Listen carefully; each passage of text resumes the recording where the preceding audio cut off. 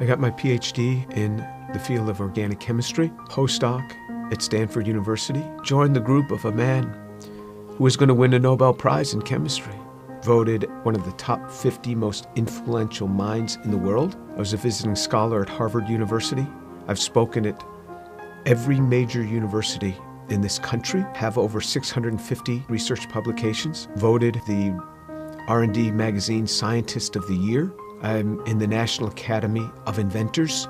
I'm a member of the American Association for the Advancement of Science, over 120 patents, started 7 or 8 companies. We work in areas that range from medicine to material science to electronics, computer memory, medical devices. We work across a broad range of areas. But more than any of that, what means the most to me is that I'm a Jew who believes that Jesus is the Messiah.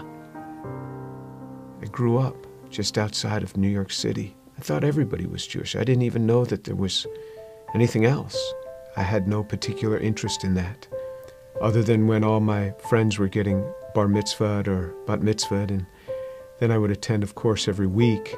There was never really any excitement for me. I remember once I even tried to talk to a rabbi. He just brushed me off. There was very little explanation for me.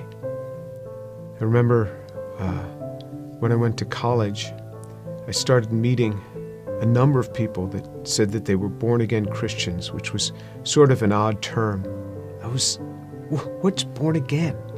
What do you mean, born again? One person saw me in the laundry room. He said, "Do you mind if I give you an illustration of the gospel?" And I remember we sat there and he actually started to draw a picture.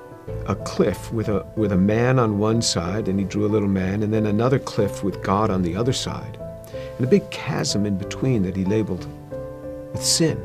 And I looked at him, I said, "I'm not a sinner. I've never killed anyone. I never robbed a bank. How could I be a sinner?" And he had me read a verse from the Bible. "For all have sinned and fall short of the glory of God." In modern Judaism, we never really talked about sin. I don't remember ever talking about sin in my home. So he turned to another passage. Jesus said, "I say to you that everyone who looks upon a woman with lust for her has already committed adultery with her in his heart." Pow! I felt just as if I had been punched right in the chest. Here I was, new in college. I didn't think anybody knew. I would pick up these magazines and I became addicted to pornography. It was just through those magazines. And all of a sudden, something that's written in the Bible, somebody who lived 2,000 years ago is calling me out on it. And I felt immediately convicted. And that now I realized I was a sinner. When I read in the scriptures what sin is, then I knew I was a sinner. How am I going to get to God? We Jews know this better than anyone else. Without the shedding of blood, there is no forgiveness of sin. This description in Isaiah 53 of how he will bear upon himself my sin, the things that I had done, and this was him. This was the man that took this upon himself on the cross. The perfect God comes and gives himself for us. He is the one that gives himself for us. I started to realize how Jewish the New Testament is. This book is so Jewish. The New Testament is so Jewish. It's all around Jewish people. And then on November 7th, 1977, I was all alone in my room. The realization that Yeshua is the one who died on the cross. And I said, "Lord, I am a sinner. Please forgive me. Come into my life." And then all of a sudden, someone was in my room. And I opened my eyes. I was on my knees. I opened my eyes. Who's in my room? That man, Jesus Christ, stood in my room. This amazing sense of God.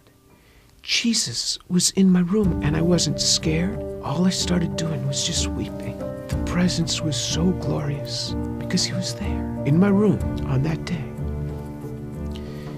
And I didn't want to get up. And this amazing sense of forgiveness just started to come upon me. That was him. Finally, I got up. I didn't know what to do.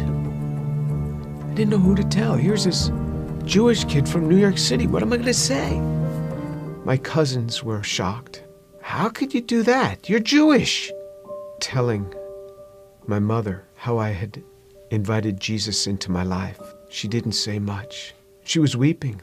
She told my father they weren't happy at all. And she said, I don't blame them for killing Jesus after the things that he said.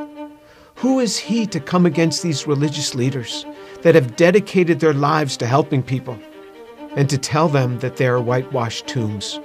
Who is he, this young man in his 30s, to say this to these scholars? He got what he deserved. And my mother's a very deep, pensive, careful reader. She read from Genesis right on through the Tanakh, the whole thing. When she got done, I said, what did you think? She said, God warned us over and over again. He warned us. When my daughter was about 15, my mother and father came to visit us. At one point, my mother went into her room for several hours. She came out. She said, quite a young girl you have. She talked to me for a long time. She started reading the Bible again, both the Old and the New Testament. One day, not long after that, she called me on the phone at the age of 72. She said, Jimmy, you wouldn't believe what happened. I said, what happened? She said, I was just reading. And it hit me. It hit me. The way he gave his life. I believe it now. Jesus is the Son of God.